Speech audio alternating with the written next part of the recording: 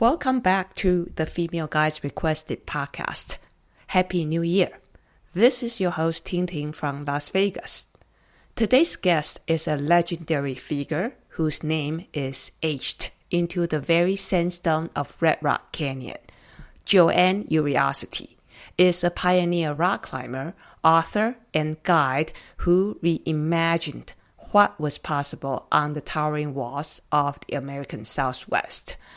Starting her climbing journey in the early 1970s, a time when female climbers were often sidelined, Joanne sought out the high-risk, death-defying situations that most would avoid to prove her independence and mastery.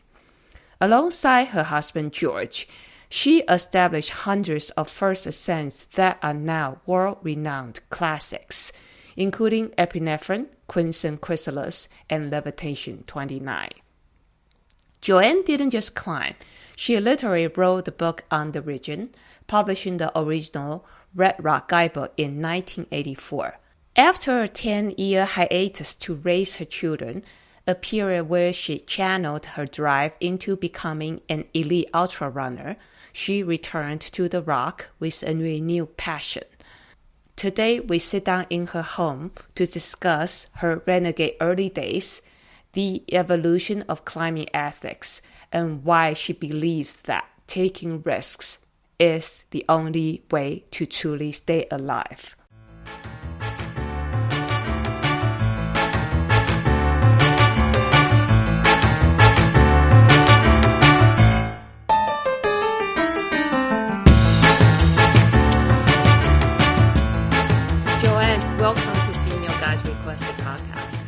I've been climbing Red Rock, since 2008. Not very long time.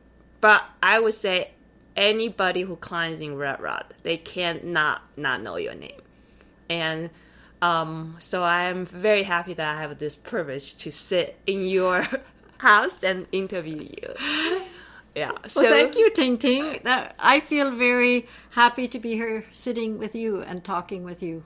Awesome. And recently you have your new book out, right? Yes, it came out 5 days ago.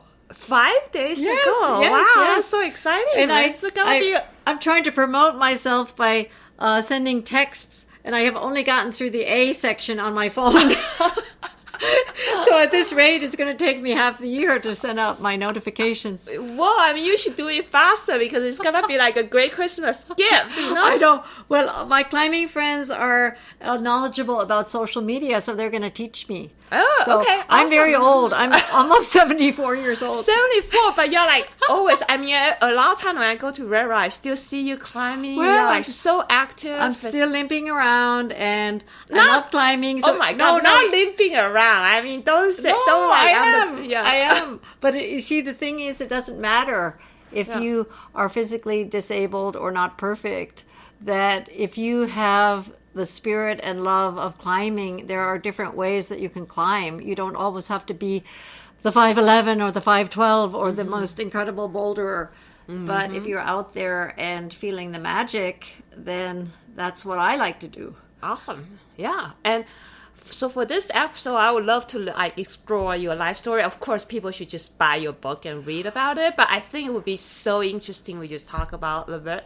And just now we talk about that. You said that Dave Roberts inspired you. Yes. When I was 15, I read an excerpt from his Mount Huntington story. Oh, is that the story that his friend died? Yes. Oh. Yes. Yeah. Yes. And even though there was tragedy, or maybe even because there was tragedy, it changed my life forever. That I was not from an athletic family. I was not an athletic person at all. But at that point, at that moment, I decided to dedicate my life to climbing. Interesting. So before that, you didn't do anything, say, related to outdoor, maybe? Or just a little bit. My mother had a couple of friends, and she had a brother who had houses in the countryside. And so I did have exposure to countryside, but no mountains, no rock climbing, nothing technical, just walking in the woods. And where exactly that was? Well, one was in Virginia, an hour west of Washington, D.C., and one was in the Hudson Valley, north of New York City. Okay. I guess back then, because, right now it's a rock climber's mile, just like, okay, that's New River Gorge. No. And then that's like Shawagangs. Well, this was just, it wasn't the Shawagangs.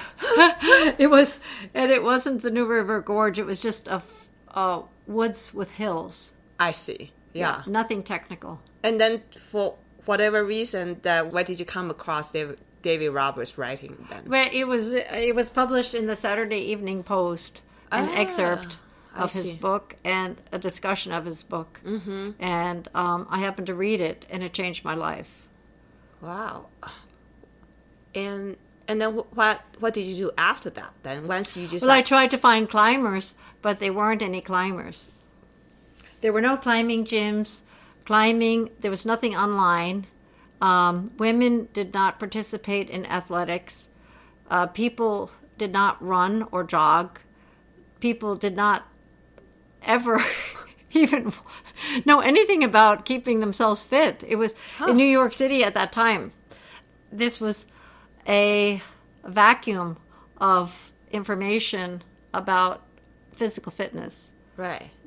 So I had no idea how to become fit. I had no idea how to find a climber. And then how do you eventually connect the dots? Then I'm like just so confused. Well, you have to read the book. Okay, sorry. I admit I haven't read the book. I really want to know. Well, I had a lot of trouble. Right. A lot of difficulty. Yeah. And eventually, when I went to college in Cornell, I went to the Cornell Outing Club and found just maybe 2 real climbers in the entire university. Interesting. Then that's similar to David Roberts, but because he was in the outing or mountaineering club in Harvard. Yeah. Yeah. Harvard had a little more activity with technical climbing. And so I'm sure that he had a little bit more to choose from. But in Cornell, that's upstate New York, there were fewer climbers. Let's put it this way, fewer real climbers. Okay. They're just less than 5, I would say. So at least you start somewhere in the outing club. Yes, exactly. So I was able to connect up. But in those days, women were in general not trusted by the male climbers. Oh. And they were not invited to do real climbing. They were perhaps invited to do a little bit of controlled climbing in small cliffs. Like top roping or something? Yeah, right. Where the risk factors were very controlled and you didn't have to be able to handle danger. And I wanted to handle danger, and I wanted to be on mountains like Mount Huntington. Right. That's what I wanted to do. Okay. So what would you say your first big adventure then? The first big adventure was when I was 18, and that was winter break of 1970, where I had developed enough contacts with the outing club that Jorge was... that's where you met, huh? Yeah. Okay. Was bringing me to the Harvard Hut in Huntington Ravine. Right. And so you met then, and then would you say that George was a little bit different than, say, regular guy that just like, okay, we met? Yeah, he was absolutely different. So I was 18, and he was 15 years older, and he was an ordained Jesuit priest. Okay. And then, wait, right, so what's his relationship with the outing club then? He was a grad student at Cornell, pursuing a PhD. Right, and then you were in the college. Yes, I was a freshman. I see. Yeah.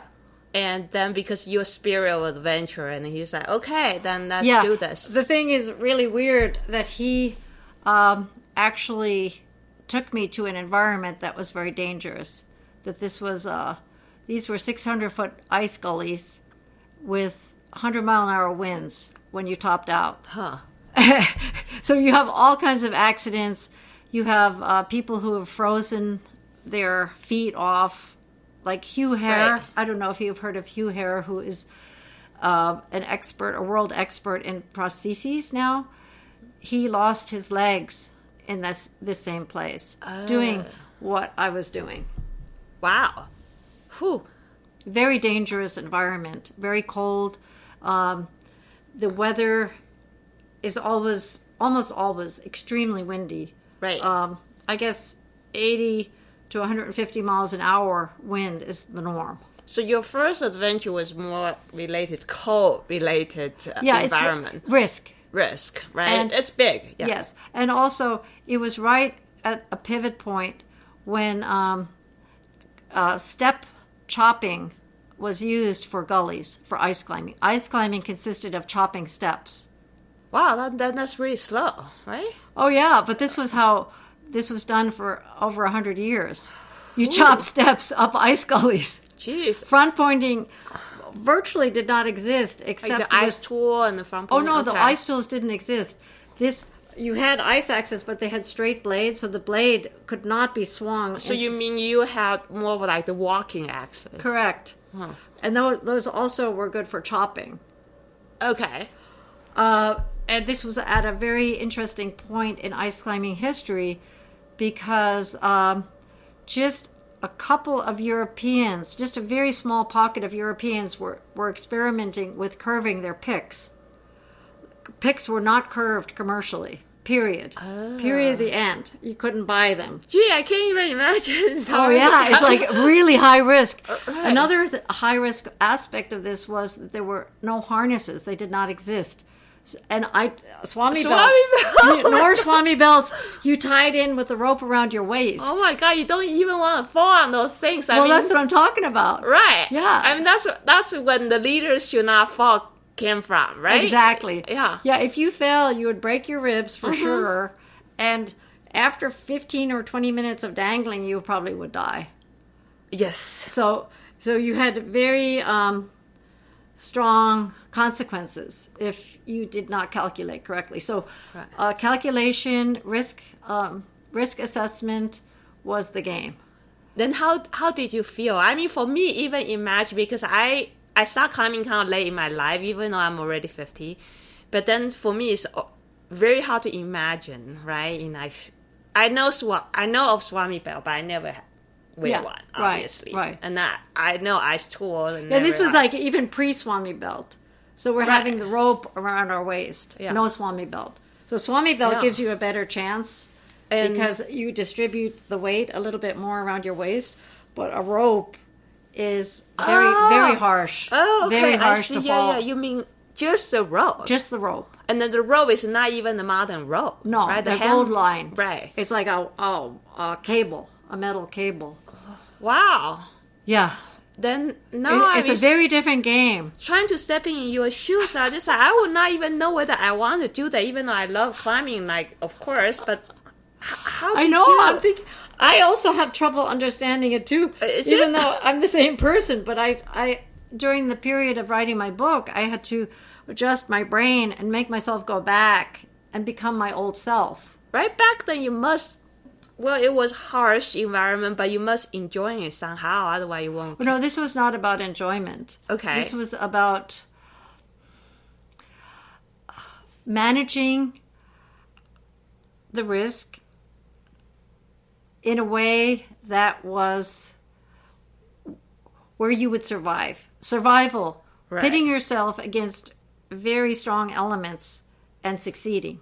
So what would you say that when you seek those danger or risks and did those things, what exactly did you want out from those? I wanted to survive. I wanted to survive very difficult situations. Right. And then so basically, can I assume that your personality at that time is like, well, I want to test my limit. Yes. Okay. Absolutely. Right. Yeah, I was a very, very, already at age 18, I was a very serious achiever.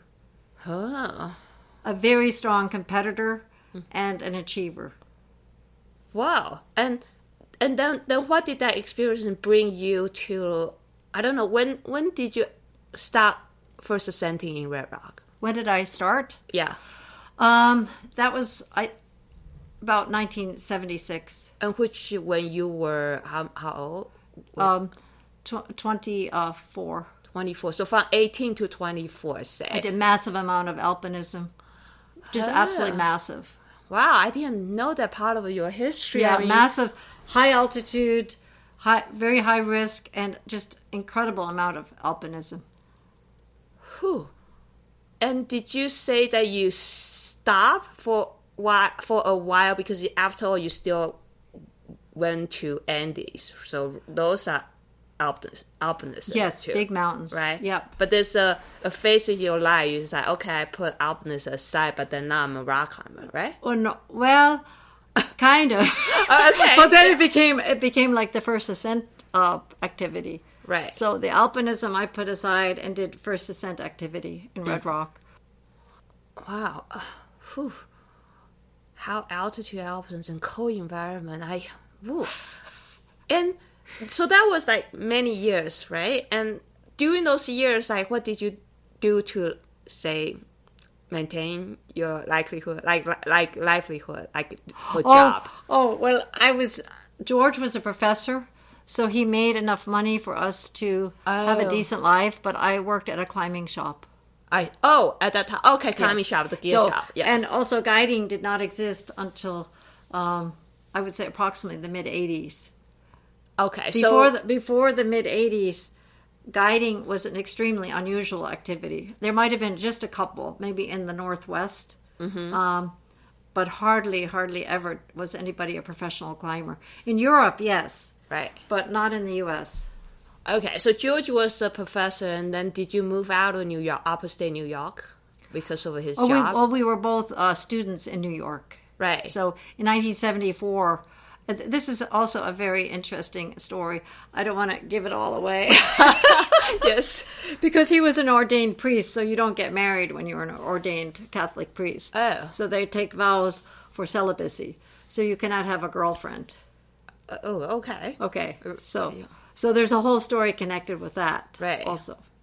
Oh. Okay. All right. So then what happened? So where did you live like before Vegas? Is that from up?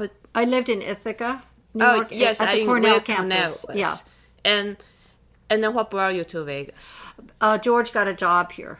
And that's a professor job? Yes. Okay. In UNLV, I guess? Yes, UNLV. Right. And so that was 1974 that we came here for the first time. What was Vegas like? It was 300,000 people, and it was pretty much mob run. So it was, mafia.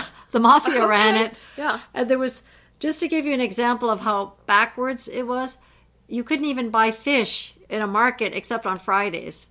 They would bring it in from Los Angeles once a week for Friday. And then the market was controlled by mafia too? That I don't know. Okay. That I don't know. But the casinos were pretty much managed by the mafia. Huh. I mean, I definitely understand that back then maybe there's no road to Red Rock. It was a tiny, bumpy road that was probably at least 50 years old, maybe more. Mm-hmm. Super bumpy. And people in Las Vegas, most of them weren't even aware of what Red Rock was. Right. They said, what is that? They had no understanding of or appreciation that it was beautiful. It was just some scattered rocks, useless crumbling rocks in the middle of nowhere that nobody cared about. And when you came to Vegas, were there any climbers back then? Yeah, there were just a few. Joe Herbst. Yeah, I know Joe Herbst. Well, he was. I'm pretty sure he was either born here or came here when he was very small, and he had. He trained one of the local kids, Randy Grandstaff. That was his climbing partner. Yeah, Randy Grandstaff. So Joe was about 23, almost 24 when I came, and Randy was 17. So, and there was another person, John Williamson, who was like a high school kid who did all kinds of crazy adventures with soft iron pitons and bad quality ropes, just teaching himself how to do things. Wow. So you had a couple of people climbing here, but like definitely less than 10 people. And then, so when you came to Red Rock, when you came to Vegas, yes, right? So you've been doing alpinism for yes. quite a few years. And would you call yourself a rock climber back then, or you have to learn everything from scratch? Are you talking about 1974? Mm-hmm, yes. In 1974, I was a very accomplished climber. I mean, like, because you do alpinism, like, was it mostly rock, ice, snow and ice, or were you also rock climber? Oh no, I was very competent on high-level rock climbing, difficult alpine mountains, ice climbing, and an all-round climber, high altitude. And also very fit, very capable of carrying 80-pound packs, leading. And by the way, at that period of time, we were leading with nuts only. So we have pitons were prohibited, bolts were prohibited. So you're climbing with nuts only. So you have to have a lot of badassness, ballsiness, a lot of confidence in your ability to get yourself out of trouble. Because if you did get into trouble, there was zero rescue. You would, if you broke an ankle, you'd just be dead. Of course, yes. So even small injuries were meant probable death. And then when you were in the alpinism phase, yes, back before Red Rock, were you also doing new lines too?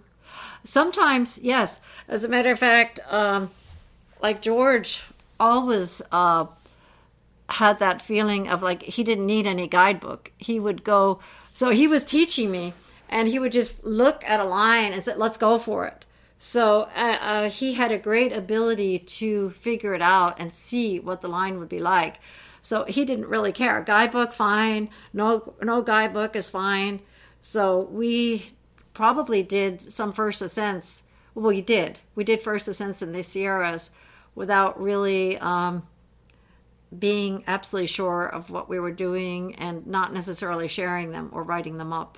So yeah, we right from the get-go, we're just absolute renegades, just, shooting from the hip. Boom, boom, let's do this. Let's do that. I kind of like that, too. Yeah, we're absolute renegades. I mean, especially, sometimes I found that following somebody's line is actually harder than...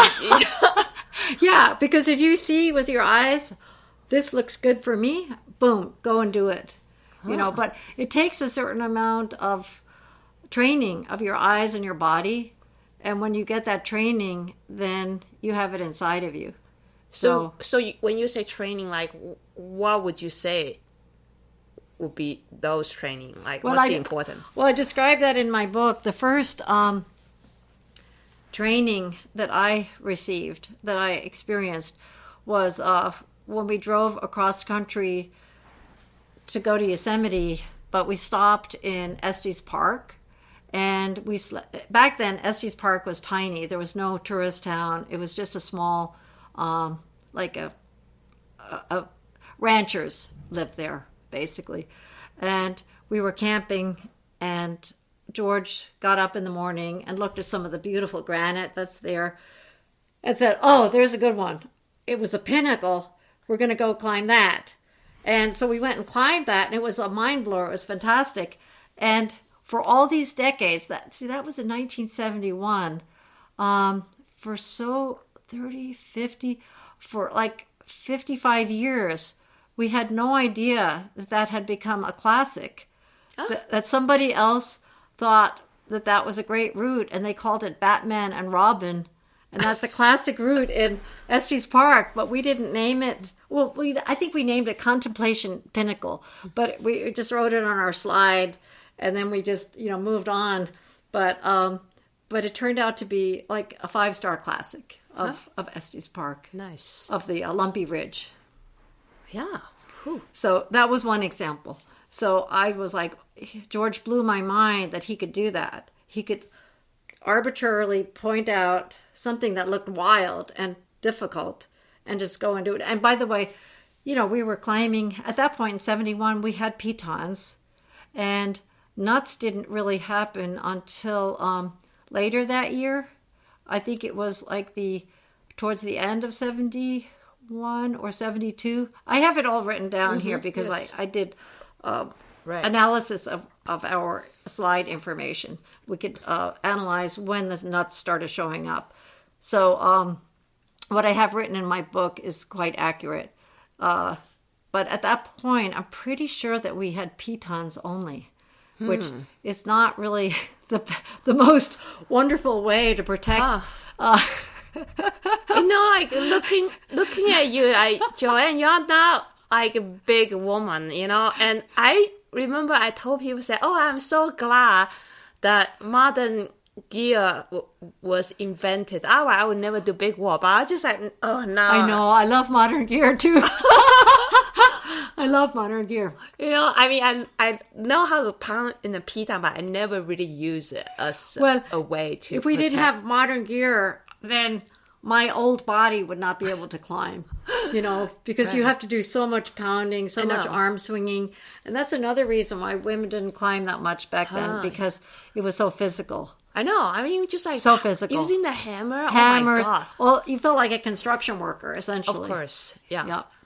Wow. I see. And then, anyway, life brought you to Vegas. Yes. Yeah, I told George I wouldn't marry him unless he got a job near the mountains. Well, I said Vegas was okay. Vegas was okay but the Midwest was not okay. Then I would not have married him. And did you know that Red Rock was? Well, we heard a little bit about Red Rock, but I knew we had Talkies, we had Yosemite, we had good granite, and I knew that this was good enough for me. Interesting, because back then I don't know. I don't exactly remember, but I do know like early climbers, they were like in Yosemite, Sierra, or maybe like Colorado. But Red Rock was totally not on the map, right? Yeah, it was zero. Mm-hmm. It was considered bad quality, useless.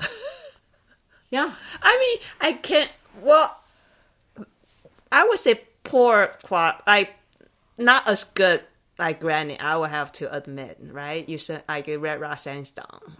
Well, you have to also, for me to justify what I just said, you have to visualize yourself as someone who comes to Red Rock for the first time with nuts only. So in the mid-70s, it was a game of only nuts. No cams, bolts were frowned upon, and pitons were also frowned upon. So if you have nuts only, you are going to be going up gullies and trying to go up places where you're not going to die. And you're going to try to go put slings around trees and maybe go out on the faces a little bit, maybe go to crack systems. You're going to encounter a lot of dirt, a lot of loose rocks, a lot of thorns and crap. So this is what the early people found, and this is what the reputation became. Oh. Huh. I see. Yes. I think nuts only is not that bad. I think Red Rock is a good place for nuts. Well, well, I'll tell you the evolution of our climbs. Mm-hmm. The early climbs, which we did nuts only, were some very beautiful ones. But soon you want to do things which, oh my gosh, there's a little bit of blankness. So I have to get from this crack to that crack. And there's a blank area where if I fall, I'm going to die. Can we put a bolt? The bolting ethic was, no, you can't. So eventually we said, well, maybe we'll just put a bolt and then break the rules a little bit. And then ever so gradually, we were able to, in our own minds, feel okay about that. But the outsiders would never have approved. So in some cases, we were able to do 1,000 feet of climbing with only like 1 or 2 bolts. And this was true on the kaleidoscope cracks. Kaleidoscope cracks is actually a route that has been dropped out of the guidebooks. But I don't know about it. It's been called Rainbow Buttress now. Oh, Rainbow Buttress. Yeah, but the point is there were 2 climbs right next to one another, one Rainbow Buttress and one Kaleidoscope Cracks. And now they have mixed up the names. But we put up the first ascent of kaleidoscope cracks, and we used 2 bolts in over 1,000 feet. But that 2 bolts opened up a fantastic 1,000-foot route. And we broke the rules. But we opened up a beautiful route. Yeah, tell me more about that. Because like breaking rules, like back then, of course, I know that in United States there's always this conversation about this bolt war. Yes. Right? Yes. But I would have to say that in Red Rock, it's not like Yosemite. It's like, okay, you got this continuous crack, right? It's always like crack system, but then I climb Red Rock, so I understand this blank section. Yeah. And then just like, okay, then if we don't do anything, right? So what? I understand why you put both in, and then how was that? Did people really criticize you? But because Red Rock was also not well, people didn't come to Red Rock, so we didn't have any observers. But we knew that if people had observed us, that they would be against us. Huh. And did that eventually We're happen? talking about the mid-70s now. Right. Did that eventually happen? And people would have like crazily debate about... As we started putting up better and better routes that were like amazing, then people started recognizing that and coming from California. So these were, I call them like the bolting police started coming from California. Yes. And then they started having tremendous hatred for us. Wow. Tremendous hatred and animosity. And how did you deal with those? You just keep doing what you were doing? Yes. As a matter of fact, that type of hatred actually pushed us to do more outrageous things. Huh. Then, so when was the turning point when Red Rock being like more recognized? When you're saying putting more and more like quality, more better routes. Yes. Right. So did you remember like when exactly, like what routes did you put in so then attract more climbers? I would say that Dream of Wild Turkeys was the turning point. Oh. And at this point, I'm pretty sure that was just about 1980. We had Randy Grandstaff, who was the younger climbing partner of Joe Herbst, migrated away from Joe Herbst and started climbing in Yosemite and became more associated with the Yosemite values. And he considered himself to be an alpha climber who was, and he was like really big, muscular, very handsome guy, very, very strong. And so just physically imposing. So most guys would look up to him as definitely an authority figure. And Randy Grandstaff spread some stories that he had climbed the center of the Velvet Wall. Velvet Wall. It's actually called the Velvet Wall, not the Black Velvet Wall. Oh, okay. It's been distorted over the various guidebooks, but I explained that. I see. Too. Herbst's wife Betsy named it the Velvet Wall. So historically, it's called the Velvet Wall. So the center of the Velvet Wall, Randy told me that he climbed it, that it was difficult, like A4, and you have to have hammocks. So I went to him to take down the beta, and then George and I went and made an aid assault of the climb. And what we discovered was that he had climbed 100 feet and then had wrapped off. So George and I said, "Oh, this is so incredible." George said, "Look at the texture. We can free climb this." And I'm like, "Oh, wow, it's like pretty high. It's like freaking 2,000 feet. Yeah, it's I don't know about that." Black velvet. He said, "Oh, let's go for it. So I said, "Okay, let's go for it." And I do have the pretty radical story of how we put that up. And then we pulled our ropes, and then we did the entire climb in June of that year with 110-degree sun. We did the whole 2,000 foot. So after the top of 12, we slept on the ledge, which we call Turkey Land Ledge, and then did about, I don't know, 1,000 feet of climbing of virgin rock. So we just like went for it with 110 degree sun the entire way. We had stashed a little bit of dirty water, just murky water on that ledge, and then came down the ridge all in full sun. So it was a pretty outrageous in terms of commitment and potential death from dehydration. Yes, I mean, even when you mentioned that in June, I was like already like. But that was part of the thing, is to really put yourself out there so that you would calculate as humbly as you could with nature and lay yourself down almost as a form of worship to the natural forces. Huh.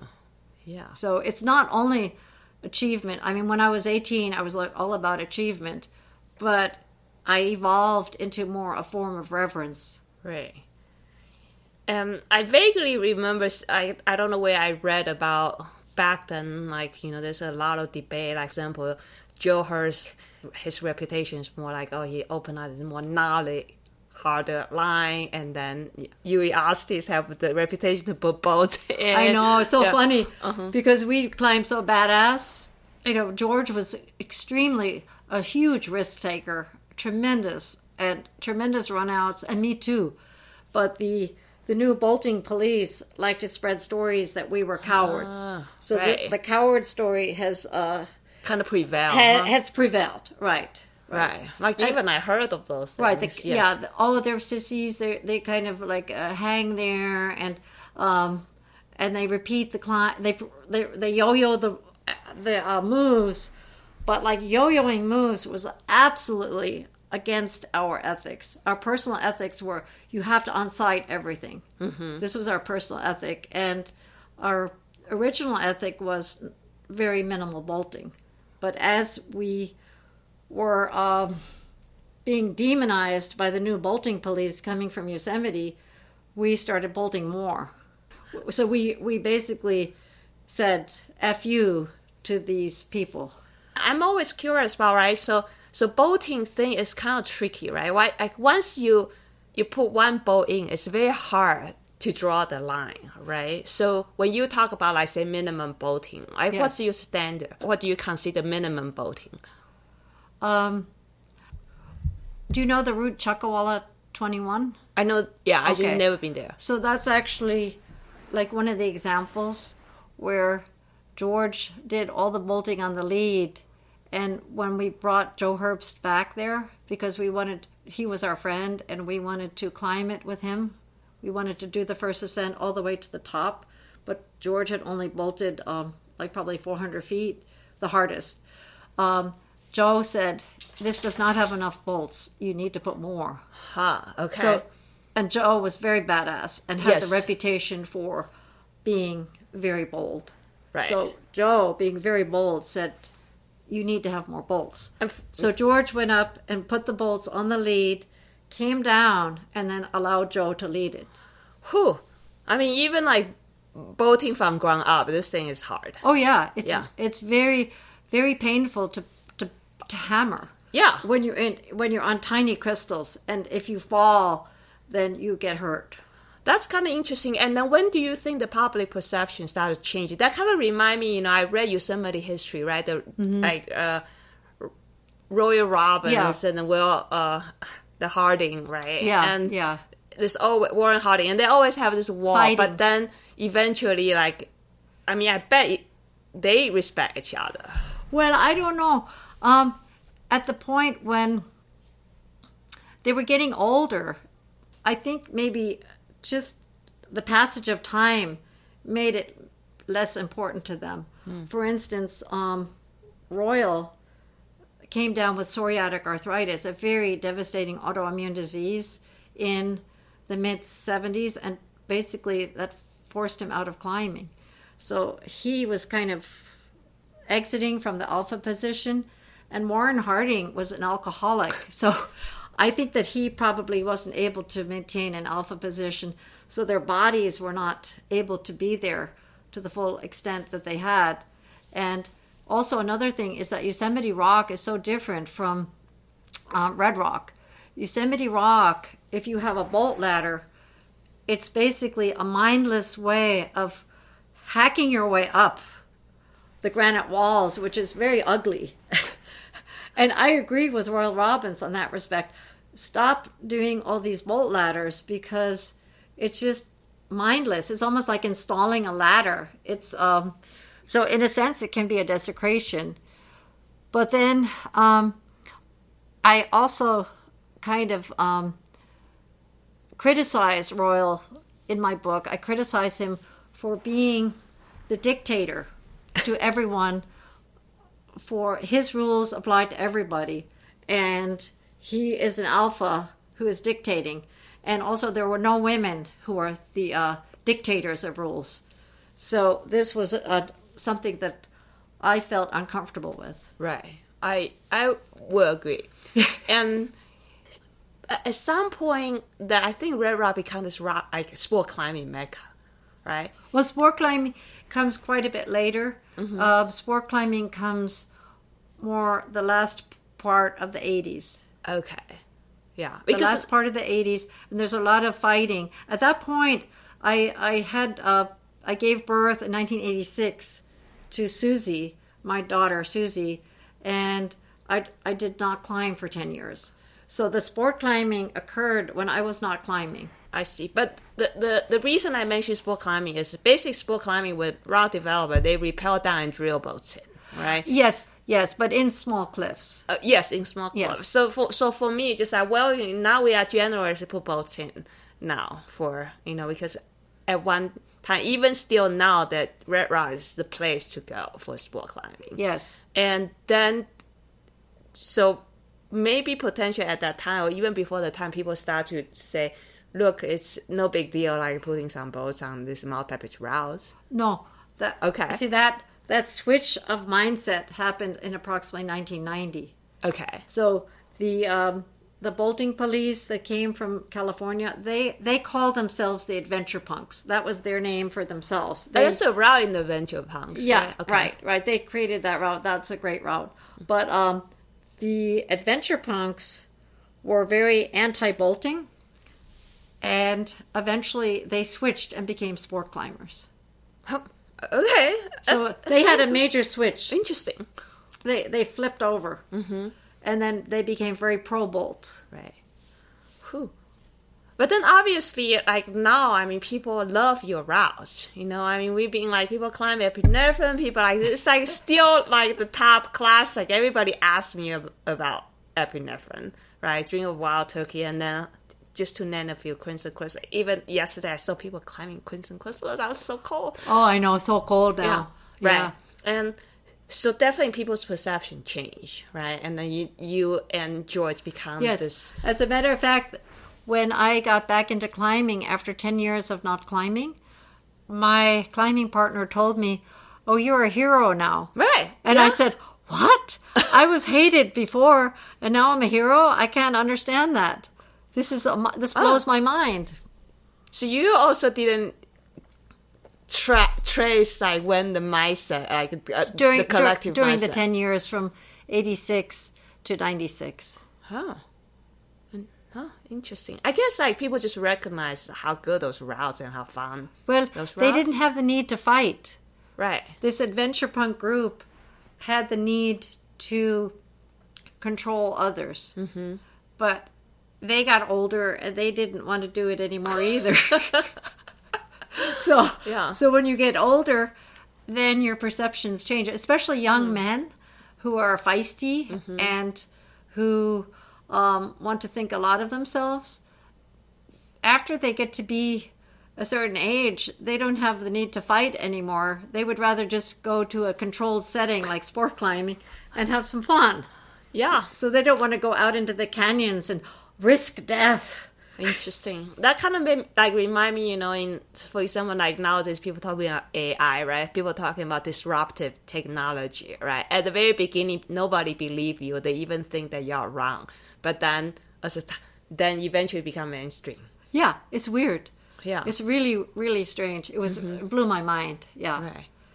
So when you were in Red Rock in Vegas, so you probably dedicate a lot of time in new routing here. Yes. In Red Rock. Yes. And why you went to Andes then? Like after George's family is down there. Oh. Yes, George has an extensive family in Bolivia, so we would go there often in the summer to visit family and climb. I see. Well, actually, when you live in Vegas, did you putting alpinism kind of on pause for a little bit? When I was a mother, I didn't. Right. But in the summers, we still went mountain climbing to the Sierras and up to Canada. Mm-hmm. But then there came a time when we actually wanted to rock climb only in the summer. Mm-hmm. So we stayed here even through some summers were 117 degrees, and we stayed to put up roots because they were so good.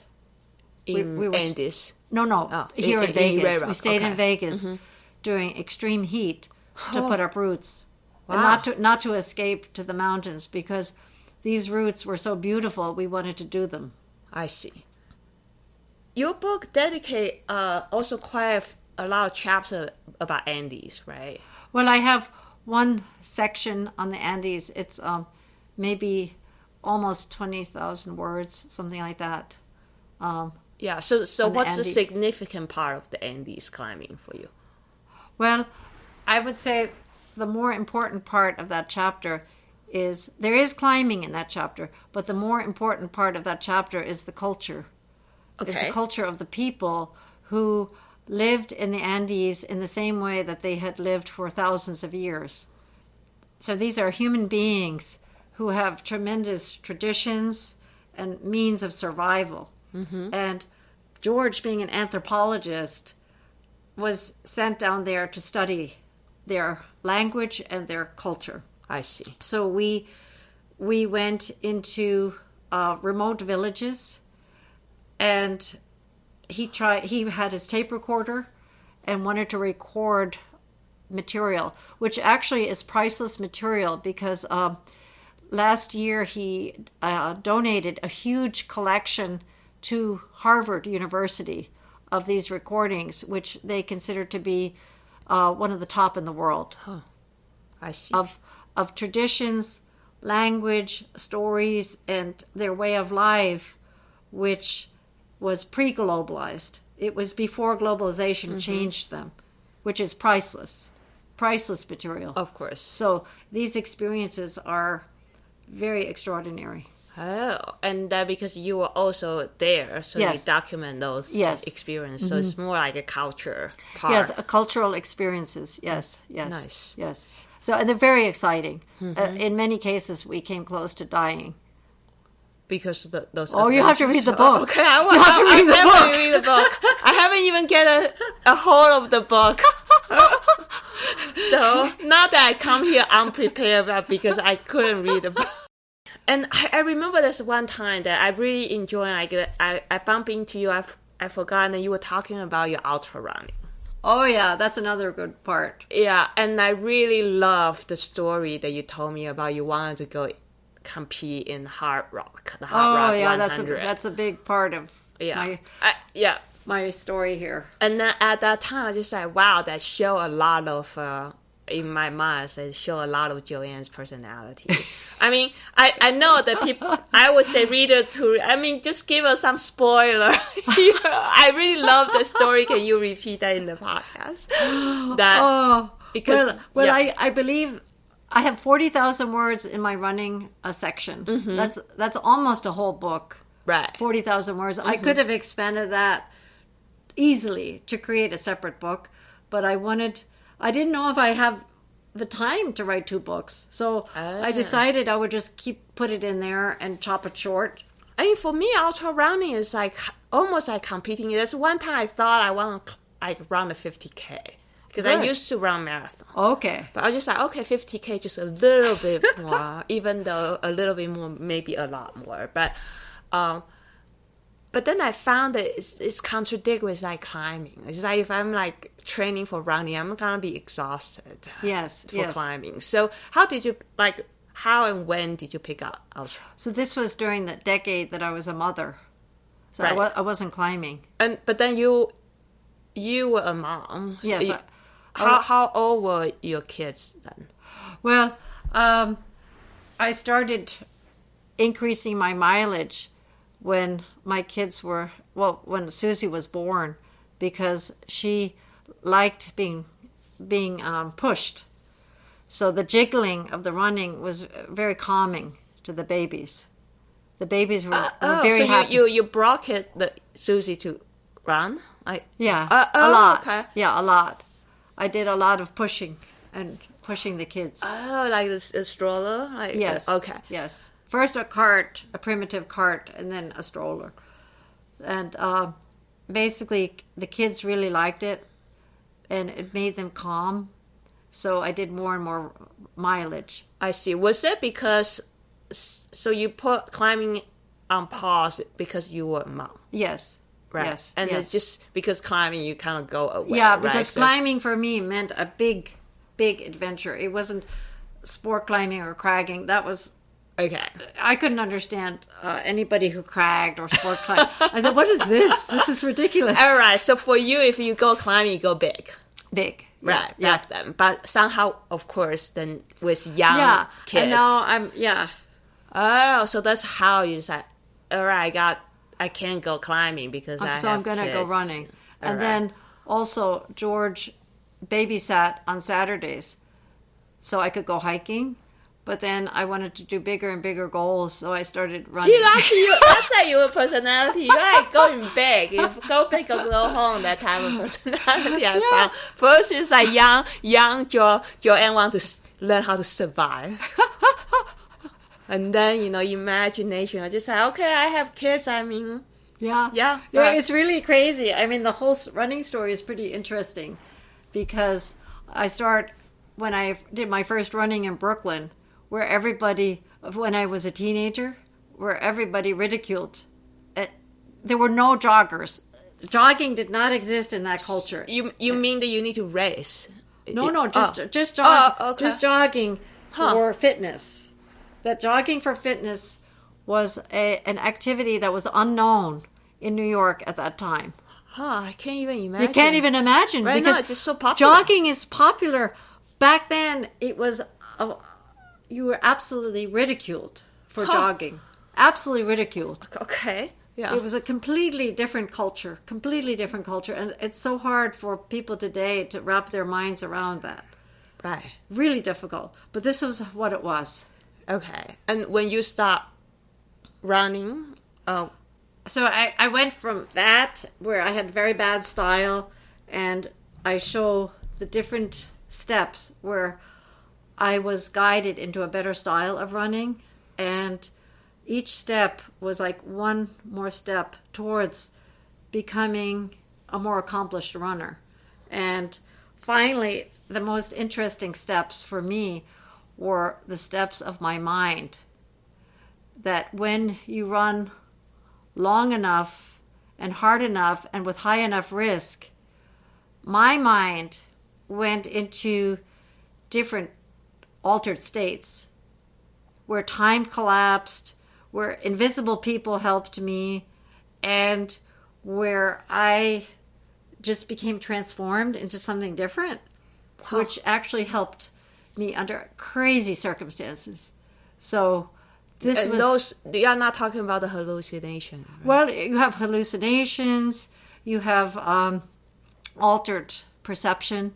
But was it because you are tired? Or yes. Yeah. You have a combination of exhaustion, pain, and very high risk. Right. When you have those three things combined, or at Exhaustion, least when I pain, had and exhaustion, high level of pain, and high level of risk, when I had those three things combined, then that would trigger an altered state of consciousness that would help my performance. And on running and on other things. Running. Okay.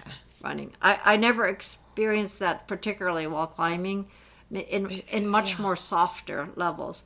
But in the running, I had the very intense experiences that were pretty outrageous survival tools. So I figured that this must be something that cultures from long ago must have known about this, because cultures from long ago relied on running. Yeah, I read the book Born to Run. Yes, exactly. Yeah, running is not unknown to man. Running for many cultures was necessary for survival. Yeah. And I have read some about the Paiutes and their running, and I have known that was considered a spiritual experience. Basically running 100 miles a day, day after day after day. Whew. Right. So you start running and got better at running, and then you just push distance. Yes. I remember you told me about the story. Going into Hard Rock 100, you need to have qualified event. Yes. And you didn't. Yes, I did it. But then you convinced them. I convinced them. Oh, I did some pretty outrageous runs, and very high-risk runs. So the high risk helped convince them, but the main thing that convinced them was that there was a very high snowfall that winter. In the winter prior to the 1994 run, they felt that it was so much snow that they wouldn't run Hard Rock then. Right. The way it happened was there was a lot of heat the week before, and the melting was just tremendous. So that allowed the run to take place. But there were very few runners who signed up, and I think that they were afraid that there wouldn't be enough interest. So I think for that reason they took me in. Oh. Because really they shouldn't have taken me in. I have a question, right? So it seems like you have a desire for high risk. Yes. And has it ever changed, like, after you have kids, right? Even I was listening to Alex Honnold, he has changed his psychoristic. Yeah, it was interesting. When I gave birth to Susie, I remember walking up a stairwell at UNLV. So a staircase is an outside staircase, and you have air right next to you. And I was holding my baby, and I was like, oh, I'm frightened. I don't want to be close to this drop-off. So I saw the exposure, and then I couldn't be in that. I had like a fear of heights. I needed to go away from that staircase. Yeah, but at that time you was holding Susie in your arms. Yes. But probably when you were alone, you probably would not feel the same, right? I'm not really sure. Okay. I'm not sure. Right. But I feel as though the running was something that built up gradually enough for me to feel full confidence in what I could do. I see. I felt very integrated into assessing point A to point B over what kind of terrain. I knew that I could do it. So I felt like confidence. I felt very confident. And by the way, in Hard Rock, I was breastfeeding in Hard Rock. So yes, right. Right. So I assume that your risk perception or perception of risk changed when you were having kids. So you probably need a higher level of confidence. Yeah, I don't know if but there came a point in 1996 where I needed to climb again. It was very abrupt. I had a dream that I needed to climb, and then boom, I'm climbing again. Okay, wait. You mentioned that there were 10 years. Yes, from 86 to 96. So and that's when your kids were very young, right? Yeah, in 1996, Danny, my son Danny, was already 5. Mm-hmm. And at that point, I had a very intense dream that I needed to climb, to go rock climbing again. Actually, and it was super intense, and I then put up Gift of the Wind Gods. Where's Gift of Wind Gods? That's on the Aeolian Wall. Oh, okay. Yeah, so it's a nice big route on the Aeolian Wall. Very good route. Okay. There's a good picture in Handren's book. All right. And I led the Crux pitch. It's a Crux 510 plus pitch with an old-fashioned drill and a motorcycle battery around my waist. Right. On the 510 plus pitch.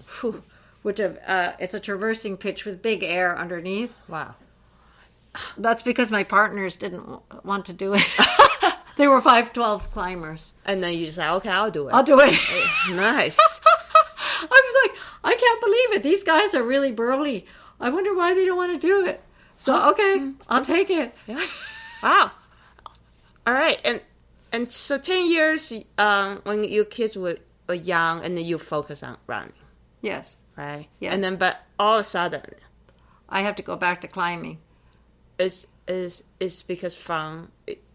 there's just a burst of feeling. It's just a burst of feeling. Okay. It's like an eruption of passion. And then did you kind of tune down running, though? Yes. Okay. Yes. Yeah. Yep. And what's that phase like? After running, and then now you climb again. Did you just keep putting out new lines, just like I put a lot of new lines, but then I had some injuries in my knee, and then I had surgeries. I was always struggling with some injuries after that. So for the next 25 years, it was a lot of injuries. Whew. But it didn't shut me down entirely, but it just, each injury brought me down a notch. So Yes. I couldn't be like a real athlete anymore. Okay. Let's talk about two things. So one thing is about being a woman in this thing. I'm Yes. curious, I think Yes. maybe our audience will be curious too. How did you deal? Like, even like it's hard for me, even when I start guiding. It's like there's not a whole lot of female guides here, and that's one reason I created this, so we can not cuddle together, but I know that they exist. Support. Yes. But back then, I was just like, even you want to find support might be hard, right? Yeah, well, George was always like very supportive of me, so I always had a climbing partner to do to push big goals. But not every guy was like that. He, for instance, in 1970, late 72, there was a Mount Huntington expedition. This was when I was still in college. They invited George to go on the expedition, and George said yes because he thought that included me. It was not? And then they said, no, Joanne is not included. So he said he wouldn't go. And so, number one, we laughed. We thought this was outrageously funny, but also outrageously sad, because they didn't understand that I could have been a very strong member to help their expedition succeed. So their eyes were completely closed to that. We thought it was funny, but then after that, we formed an expedition to Peru, and I have my stories there too. So that was point number one. Point number two was that I felt so much like a tomboy in my earlier years that I felt that I was a man. I felt very much equal to men, and I think that they sensed it, and that's probably why the adventure punks, alpha male, didn't like me. Because you were a threat. I was alpha to him. Okay. I was actually alpha to him, believe it or not. I mean, the common stories have it otherwise, but the reality is that I stole his thunder. So that was part of my experience back then. Now, my experience in more recent years is that as I have gotten injured and less fit and less brute, I don't have the brute force anymore. So I'm obviously a woman, and I'm an old woman. I still have the judgment and the brains, but I don't have the body to really push it. But when I go on a first ascent with men, it's almost like they have their ears plugged. They don't understand that I have massive experience and massive excellent judgment, so they will absolutely not listen to what I'm saying. And I can see the dynamics of the men joining with each other in a group and excluding the women and not listening to the women, even though the women may be far superior in their judgment. So my anthropologist mind tells me that this relates back to prehistoric hunting societies where men needed to band together in groups to go hunting or defense and not listen to the women. The women handle the social activities and social integration. So I understand that it's probably part of our genes, but it is kind of like fairly shocking. And it's actually detrimental to the men because they would benefit from the wisdom that they're not listening to. Mm-hmm. But that's how it is. Huh. And it's... But you mean that even now that you establish a name? Correct. Okay. It doesn't matter that I have experience, fame, historical value. The groups of men will absolutely plug their ears and not listen to my advice. Huh. Interesting. But I actually share similar experience that, I think if I was collaborating with a man, like just one man, yeah, and they can be really professional. Yeah. But somehow if I collaborate with a group of men. Yeah, because then the men form their own group. Yeah. Right. And then that excludes you as a voice. Huh. And I'm not saying this is only right, of course. The only pattern, but right. This is a pattern that I have observed. And then you feel like just now we were talking about that even you have the fame, have the established figure, matter. It doesn't matter. If you are in that situation, you still could be ignored. Oh, yeah. Oh. Most definitely. Huh. And then have you ever so you laugh about, say, the expedition you were not invited. Yeah. So you laugh at that, did you also feel sad about it? I felt a hurt. Yes. Yeah. And during these years, I think that was not the first incident, obviously. Have you ever fought that, or you just put your head down and did your thing? Most of the time, nowadays, I will ignore that behavior, and then I will just come back to the root and put the bolts in the place that I want. Mm-hmm. Yeah. So, regardless of what has taken place, I will just come back a different day. Nice. Oh, yeah. So, my very strong goal is not to fight. Right. My strong goal, because the very important part of First Ascents is integrating well with people. Integrate well with people. Being not mean. You have to be nice. Yeah. Play nice. Right. Play nice with a wide variety of people so that you can do your climbs. And with all this new routing, what's your vision, right? I know you want to go long, go big. Not anymore. Yeah, not anymore. In the past years, let's say. Yes. And what would you define a good route?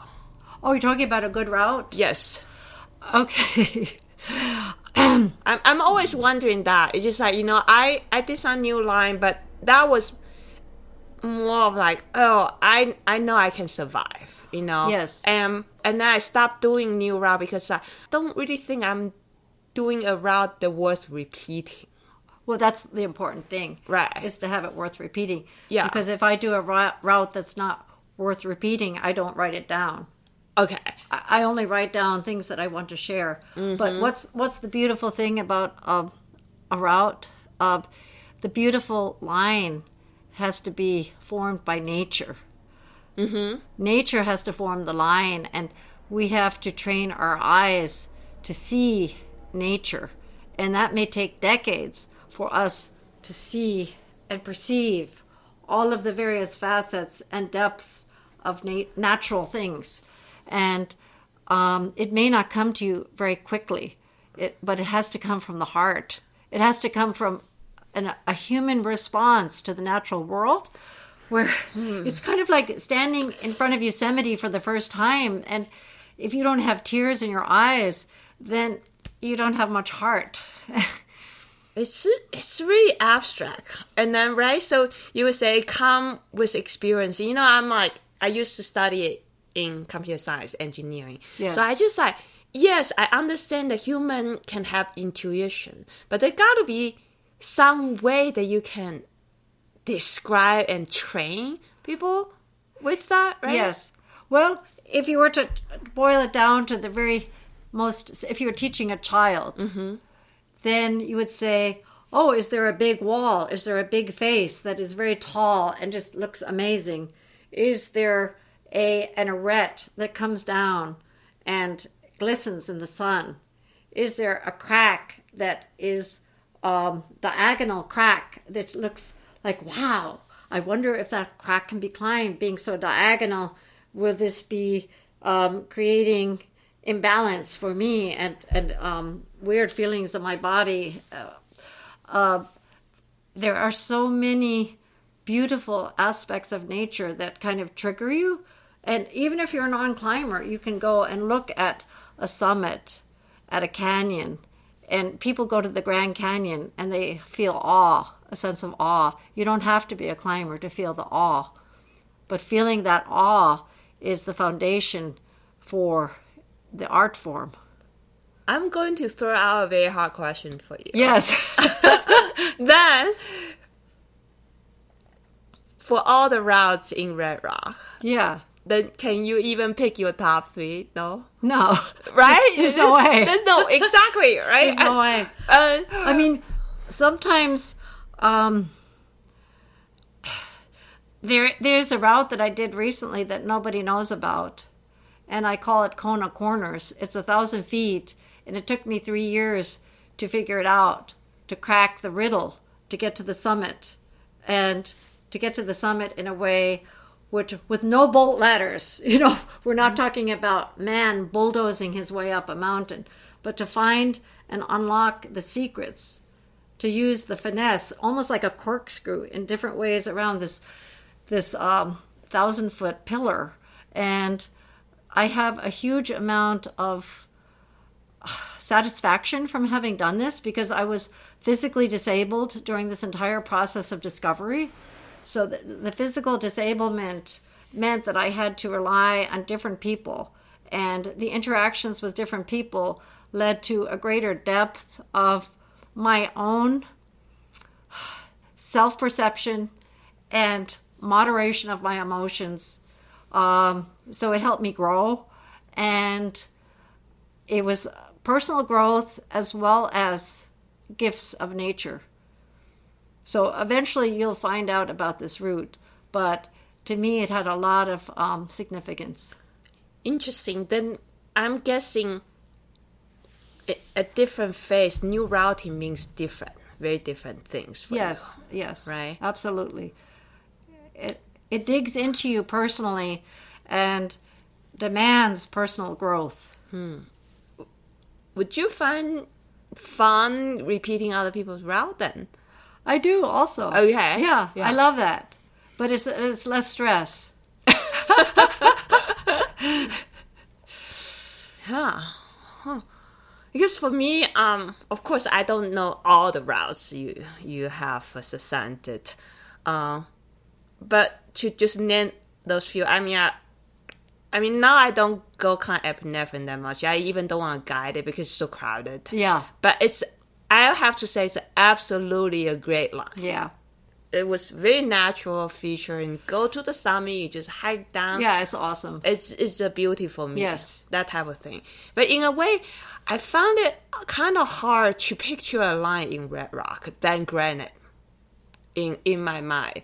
Because for me, granites, usually they are cracked or a slab. Yes. Right. And so when you say use binoculars to observe, you just like, okay, I want to connect this crack system together. But somehow Red Rock, right, we have, you look, you see crack, but you also, this like things is climbable, but then it's not really a crack system. It can black out. Well, the point is you have to observe a potential first ascent in the summer, the winter, the fall, the spring, the morning, the afternoon. The sun will be hitting different ways. It shows the different texture, different angles. It gives you clues as to, oh, I can go up this way, and then I can traverse around the arête, and then the angle is a little bit less. So, and then there are a few jogs up there, and then we can get back to the other side, and then there's a crack system. So it's a tremendous amount of problem solving and kind of guessing. Right. And when you have a lot of observation, it can even take a period of years. As I said, for Kona Corners, it took me 3 years of looking and probably 40 hours of looking at photographs to figure this out. Definitely not something just to bulldoze one's way up, but a lot of looking and a lot of wondering.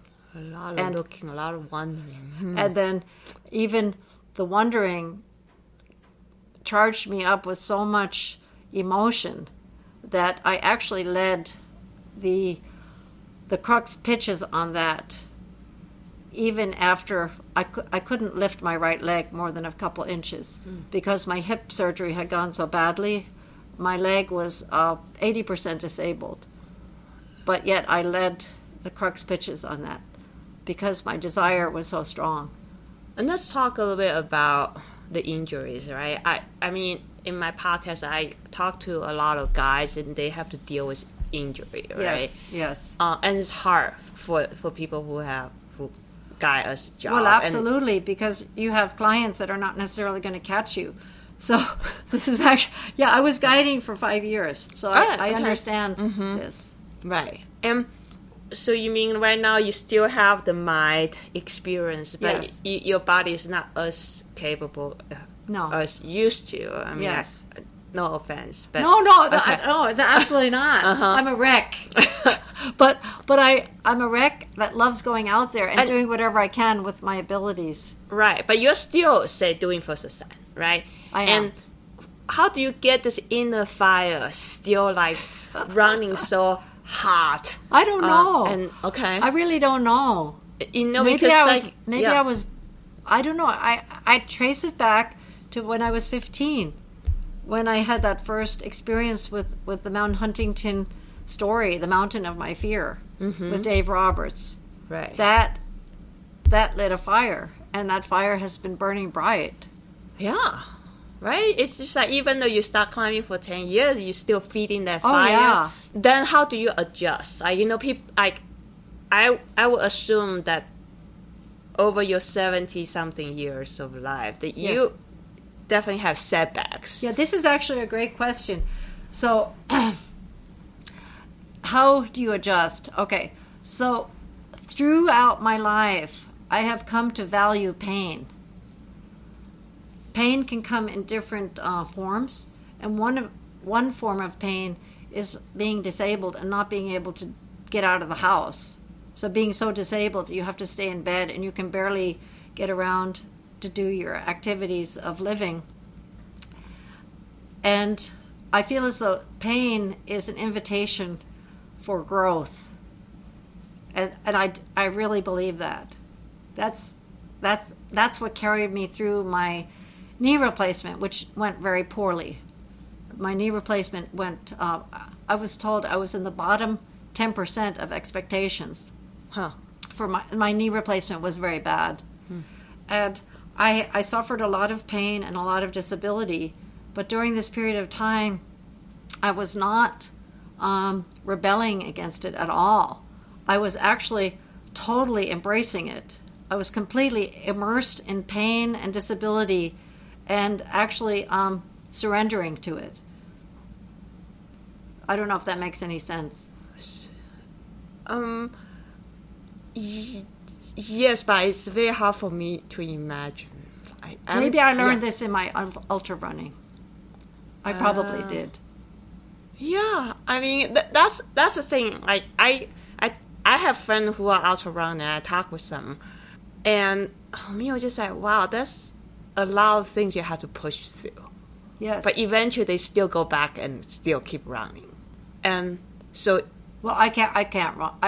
My running No, I mean stopped. back then, right? I mean, ultra running, it can be lonely. I mean, you were just on your own, right? Yes. A lot of times. Oh, yes. Absolutely. Yeah. And then... And there will be pain, your body exhausted, you have hallucination. Yeah, right. Right? Yeah. But then you still love it, so you those years you kept doing it. Right? Yes.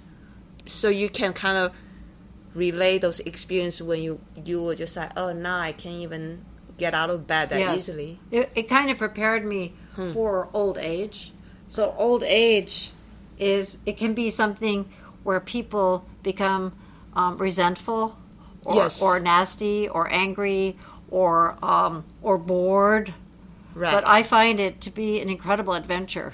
Interesting. That's a good mindset, right? Because nowadays we almost have this discrimination against Oh, I know. the word old. I know. I actually embrace it. I think it's hilarious if the general public scorns somebody with wrinkled skin. I'm actually proud of my wrinkles. I think it's like awesome. I earned them. And if they scorn me, it shows ignorance on their part. And I try to be kind to accept ignorance. Right. So and I think that also shows like a tremendous amount of confidence. You are really comfortable with yourself. Yeah. Yes. Right. Right. Yep. What's the ultimate motivation for you to To have publish a book? To have a story when I'm dead. Okay. Yeah, because if I die without my story, then this doesn't get written, doesn't get passed on. Right. And then, it's much better than like your first person account to tell your own story. That's right. I had no editor here. Right. And I had no alteration of this story. Because obviously, just we were talking about, I heard this reputation, the Urioste, like to put both, right? And then you just like, you don't want to fight with them, but I might as well present my stories. My philosophy was, I'm not going to fight with bullies, but then the bully stories get perpetrated. So now when you read this story, then you will see that the bullies are very insignificant. Nice. They're insignificant because positive change is worth more than negative change. Yes. Positive change for humanity counts more. And then sometimes it actually takes a lot of time for people to see that as a positive. Yeah. Too. Yeah, right.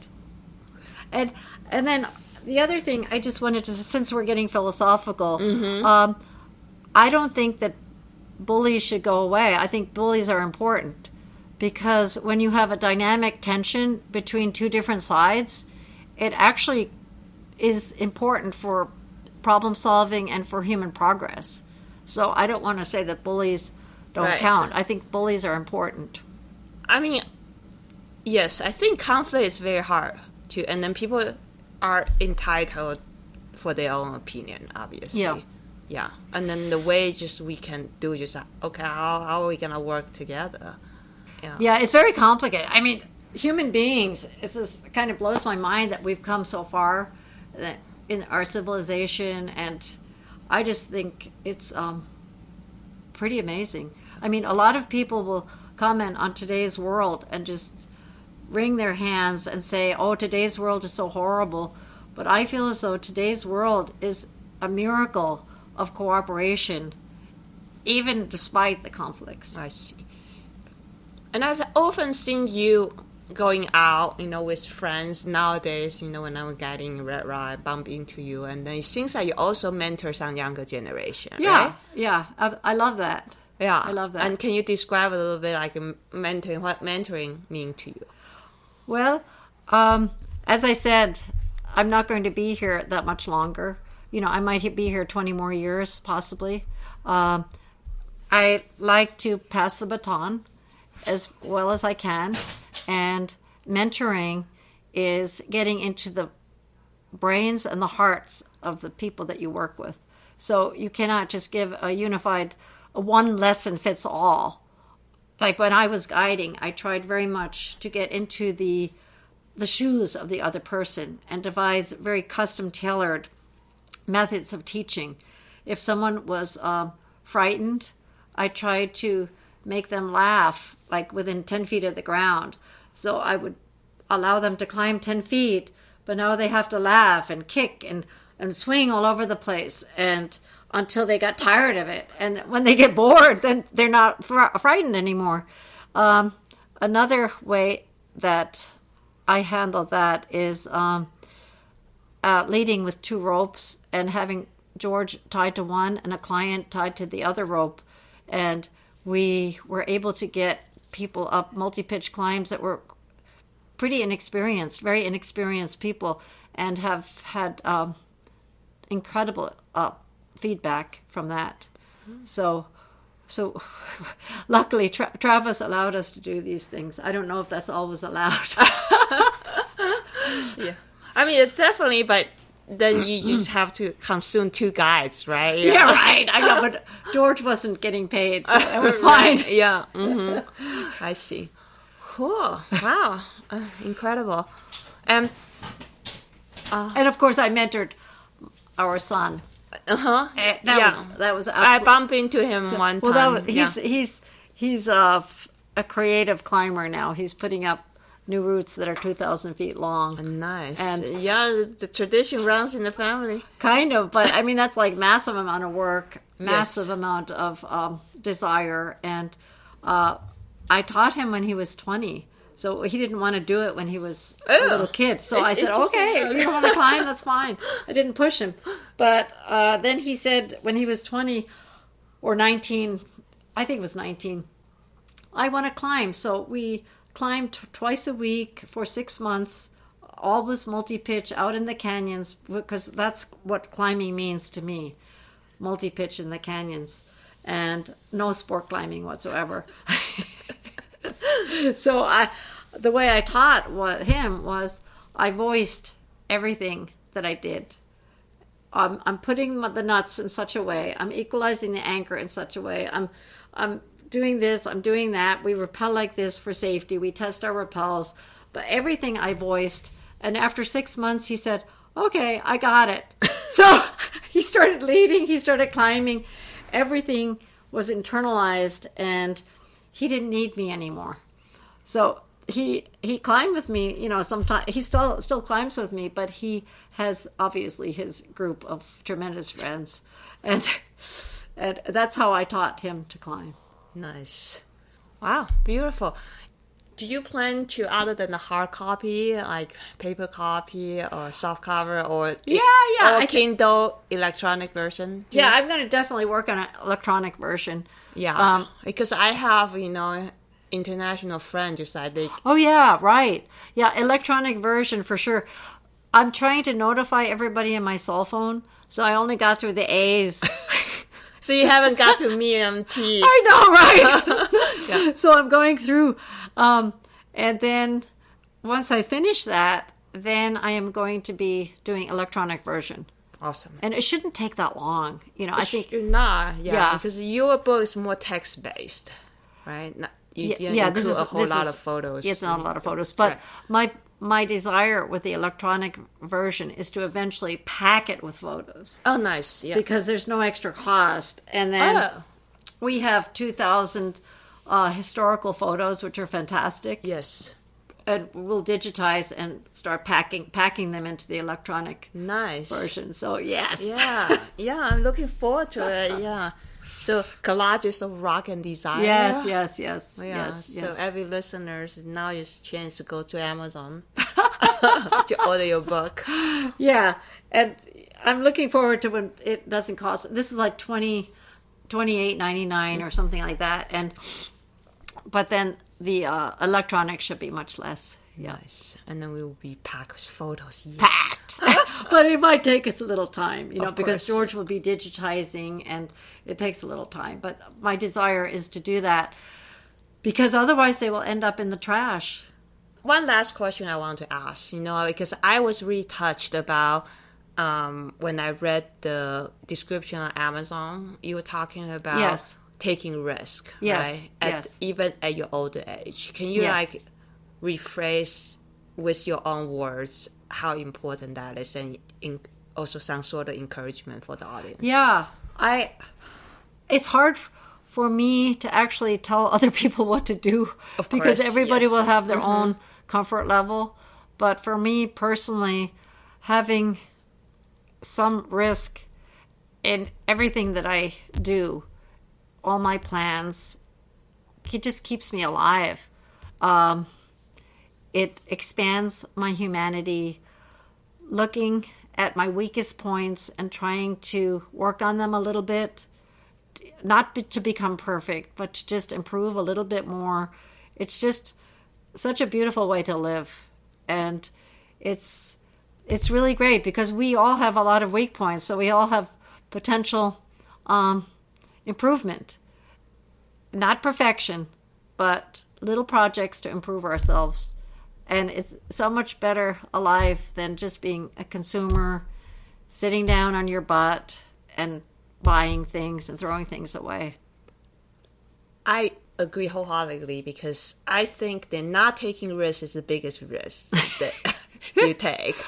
However, I got asked a lot, just like, well, when you take risk, right? So there's definitely a chance of failure. Oh, yeah. Right. And then it's very hard for people not be afraid.